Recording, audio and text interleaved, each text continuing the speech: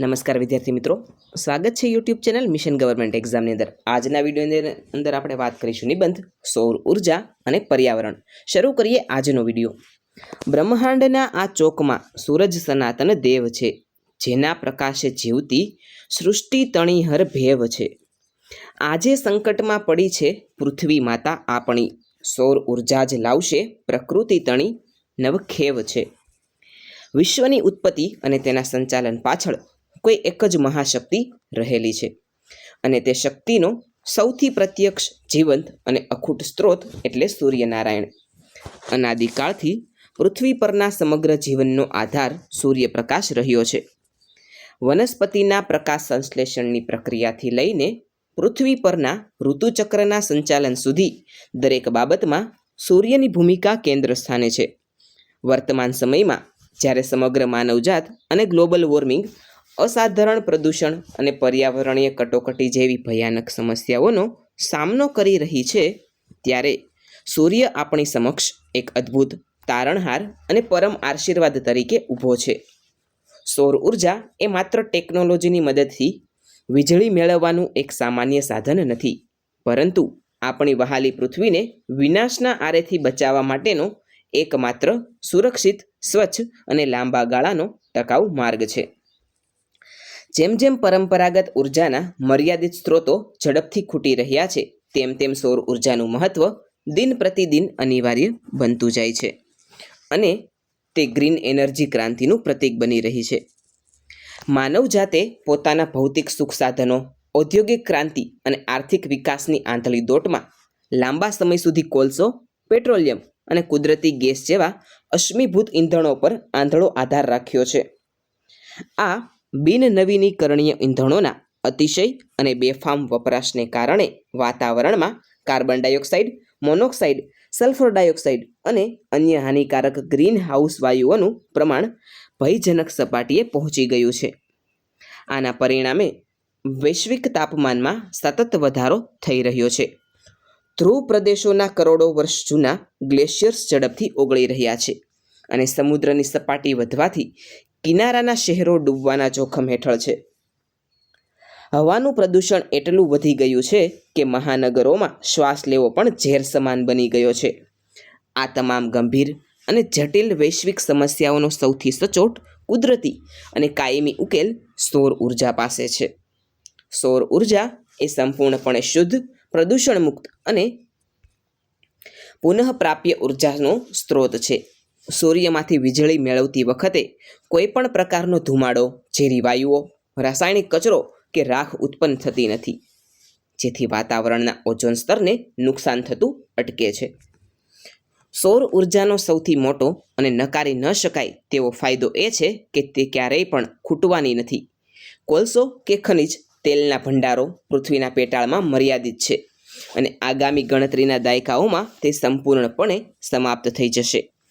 પરંતુ સૂર્ય અબજો વર્ષો સુધી સતત પ્રકાશિત રહેવાનો છે. ભારત જેવા ઉષ્ણકટિબંધીય અને ભૌગોલિક રીતે નસીબદાર દેશમાં તો સૂર્યપ્રકાશ વર્ષના મોટા ભાગના દિવસોમાં પુષ્કળ અને તીવ્ર પ્રમાણમાં ઉપલબ્ધ રહે છે. આ કુદરતી અને મફત સંપત્તિનો વૈજ્ઞાનિક ઢબે સદુપયોગ કરીને આપણે દેશની ઉર્જાની વધતી જતી જરૂરિયાતો સહેલાઈથી અને આત્મનિર્ભર બનીને પૂરી કરી શકીએ છીએ. જ્યારે આપણે કોલસા આધારિત થર્મલ પાવર પ્લાન્ટમાંથી વીજળી ઉત્પન્ન કરીએ છીએ, ત્યારે લાખો લીટર શુદ્ધ પાણીનો બગાડ થાય છે, અને ગરમ પાણી નદીઓમાં છોડાતા જળ પ્રદૂષણ ફેલાય છે, અને જળચરો નાશ પામે છે. તેની તુલનામાં સૌર ઉર્જાના ઉત્પાદનમાં પાણીનો વપરાશ બિલકુલ નહિવત થાય છે. આ રીતે સૌર ઉર્જા એકસાથે વાયુ પ્રદૂષણ નિવારણ અને જળ સંરક્ષણ બંને મોરચે પર્યાવરણની રક્ષા કરે છે. કુદરત તણા આ રત્નને જો પ્રેમથી અપનાવશો, તો પ્રદૂષણના ઝેરથી આ વિશ્વને બચાવશો. નહીં કોઈ અંધકાર રે, નહીં કોઈ આફત ડરાવશે. સૂરજના સોનેરી કિરણે નવો યુગ લાવશે. આજના આધુનિક અને જાગૃત યુગમાં ઘરની છત પર સોલાર રૂફટોપ સિસ્ટમ લગાવવાની પ્રવૃત્તિ એક મોટા આંદોલનનું સ્વરૂપ લઈ રહી છે. સરકારો દ્વારા પણ ગ્રીન એનર્જીને પ્રોત્સાહન આપવા માટે જંગી સબસિડી અને કરવેરામાં છૂટછાટો આપવામાં આવી રહી છે. જ્યારે એક સામાન્ય નાગરિક પોતાના ઘર કે કારખાના પર સોલાર પેનલ સ્થાપિત કરે છે ત્યારે તે માત્ર પોતાનું મોંઘું વીજળીનું બિલ જ નથી બચાવતો, પરંતુ પર્યાવરણ પ્રત્યેની પોતાની વૈશ્વિક અને નૈતિક ફરજ પણ અજાણતા જ નિભાવે છે. ભારતના અંતરિયાળ ગ્રામીણ વિસ્તારો અને પહાડી પ્રદેશો જ્યાં પરંપરાગત વીજળીની લાઈનો પહોંચાડવી આર્થિક અને ભૌગોલિક રીતે અત્યંત મુશ્કેલ છે, ત્યાં સોલાર હોમ લાઇટિંગ સિસ્ટમ અને સોલાર પંપ ખેડૂતો માટે સાચા અર્થમાં વરદાન સાબિત થયા છે. લાખો ખેડૂતો હવે મોંઘા અને પ્રદૂષણ ફેલાવતા ડીઝલ એન્જિનોના સ્થાને સોલાર વોટર પંપનો ઉપયોગ કરીને ખેતીનો ખર્ચ ઘટાડી રહ્યા છે અને પર્યાવરણને કાર્બનથી મુક્ત રાખી રહ્યા છે. આ ઉપરાંત સોલાર કુકર, સોલાર ડ્રાયર અને સોલાર વોટર હીટર જેવા ઘરેલું સાધનો રસોઈ ગેસ અને બળતણના લાકડાની મોટી બચત કરે છે. લાકડાનો વપરાશ ઘટવાથી જંગલોનું નિકંદર નીકળતું અટકે છે. જંગલો બચશે તો વન્યજીવોનું કુદરતી નિવાસસ્થાન સુરક્ષિત રહેશે, જમીનનું ધોવાણ અટકશે અને વૈશ્વિક સ્તરે વરસાદનું પ્રમાણ પણ જળવાઈ રહેશે. આમ સૌર ઉર્જા પરોક્ષ રીતે સમગ્ર નિવસન તંત્રની સાંકળને મજબૂત અને સંતુલિત રાખવામાં અજોડ અને મોટું યોગદાન આપે છે.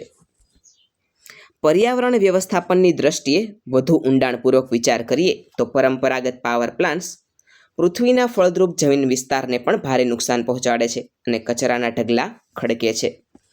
જ્યારે સોલાર પ્લાન્ટ્સ બંજર જમીન, વણ વપરાયેલા ઉજ્જડ રણ પ્રદેશો અથવા મકાનોની નકામી છત પર ખૂબ જ સહેલાઈથી સ્થાપી શકાય છે.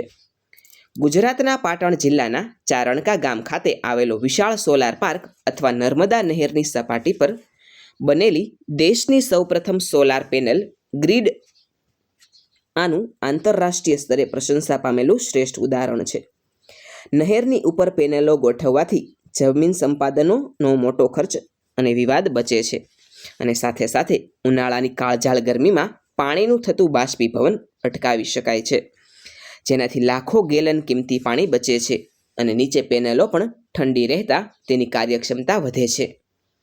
સોલાર પેનલોના ઉત્પાદન અને ભવિષ્યમાં તેની આયુષ્ય મર્યાદા પૂરી થયા પછી તેનો નિકાલ એટલે કે ઈ વેસ્ટ અંગે પર્યાવરણવાદીઓ દ્વારા કેટલીક ચિંતાઓ ચોક્કસ વ્યક્ત કરવામાં આવે છે, પરંતુ વિજ્ઞાનની આધુનિક રિસાયકલિંગ પદ્ધતિઓ અને નવી શોધો દ્વારા આ કચરાના પુનઃ ઉપયોગનું નિવારણ ખૂબ જ ગંભીરતાથી લાવવામાં આવી રહ્યું છે. અશ્મિભૂત ઇંધણોથી થતા અતિશય પ્રદૂષણ અને પરમાણુ ઉર્જાથી થતા રેડિયેશનના જોખમની સરખામણીમાં સૌર ઉર્જાની નકારાત્મક અસરો નહિવત કે શૂન્ય સમાન ગણી શકાય છે. ભવિષ્યની માસૂમ પેઢીને એક શુદ્ધ, પ્રદૂષણ મુક્ત, હરિયાળી અને રહેવા યોગ્ય સુંદર પૃથ્વી વારસામાં આપવી એ આપણા સૌની સામૂહિક નૈતિક જવાબદારી છે. જો આપણે વર્તમાન સમયમાં જ જાગૃત નહીં થઈએ અને પ્રદૂષણ ફેલાવતા જૂના સ્ત્રોતો પર જ આજીવન નિર્ભર રહીશું તો આવનારું ભવિષ્ય આપણને ક્યારેય માફ નહીં કરે. ગ્લોબલ વોર્મિંગના કારણે પૃથ્વીનું તાપમાન જે રીતે દર વર્ષે નવા રેકોર્ડ તોડી રહ્યું છે, તેને અટકાવવા માટે સૌર ઉર્જા તરફ સંપૂર્ણપણે વળવું એ હવે માત્ર આપણી પસંદગીની બાબત નથી રહી, પરંતુ અસ્તિત્વ ટકાવી રાખવા માટેની અનિવાર્ય શરત બની ગઈ છે. વિશ્વના તમામ પ્રગતિશીલ દેશો હવે આ હકીકતને સ્વીકારી ચૂક્યા છે અને આંતરરાષ્ટ્રીય સૌર ગઠબંધન જેવા વૈશ્વિક મંચો દ્વારા સૌર ઉર્જાના પ્રચાર માટે ખભે ખભા મિલાવીને સામૂહિક પ્રયાસો કરી રહ્યા છે. ભારત દ્વારા આપવામાં આવેલો એક સૂર્ય, એક વિશ્વ, એક ગ્રીડનો વૈશ્વિક સંકલ્પ માનવજાતને વિનાશમાંથી બચાવીને એક નવી પર્યાવરણ પ્રેમી દિશા તરફ દોરી જઈ રહ્યો છે. અંતમાં સૌર ઉર્જા અને પર્યાવરણ એ એક જ સિક્કાની બે બાજુઓ છે અને પરસ્પર ગાઢ રીતે જોડાયેલા છે.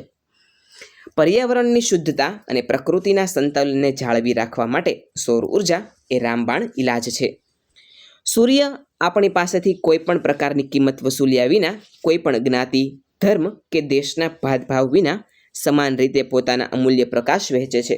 બસ આપણે આપણી વૈજ્ઞાનિક બુદ્ધિમત્તા અને સંસાધનોનો યોગ્ય ઉપયોગ કરીને તેમાંથી અખૂટ પાવર બનાવવાનો છે. વ્યક્તિગત સ્તરેથી લઈને ઔદ્યોગિક અને વૈશ્વિક સ્તરે સૌર ઉર્જાનો વ્યાપ અને સ્વીકાર વધારવો એ જ વર્તમાન સમયની સૌથી મોટી કટોકટીપૂર્ણ માંગ છે. ચાલો આપણે સૌ નાગરિકો આજે સાથે મળીને આપણા રોજિંદા જીવનમાં વધુને વધુ સૌર ઉર્જા અને સોલાર સાધનો અપનાવવાનો દ્રઢ સંકલ્પ કરીએ અને આપણી પૃથ્વી માતાને પુનઃ હરિયાળી, પાવન, સ્વચ્છ, પ્રદૂષણ મુક્ત બનાવીએ. સૂર્યના દિવ્ય તેજથી જ આપણું અને આપણા આગામી પેઢીનું ભવિષ્ય કાયમ માટે સુરક્ષિત, સુખી અને ઉજ્જવળ બનશે, તેમાં કોઈ શંકા નથી. કરો સંકલ્પ આજે 100% સોલાર શક્તિ અપનાવીએ. સૂર્યના પરમ આશીર્વાદથી સુંદર પર્યાવરણ બનાવીએ. ધરતી બનશે પાવનવળી, પવન પણ શુદ્ધ વહેશે હવે. સૌર ઉર્જાની આ ક્રાંતિથી સૃષ્ટિ અમર સુખ પામશે જ હવે. વિદ્યાર્થી મિત્રો, આજનો વિડીયો આપને કેવો લાગ્યો છે તે નીચે કોમેન્ટ સેક્શનમાં જરૂરથી જણાવજો. આવા જ અન્ય નવા વિડીયો સાથે આવતીકાલે ફરીથી મળીશું. Thanks for watching.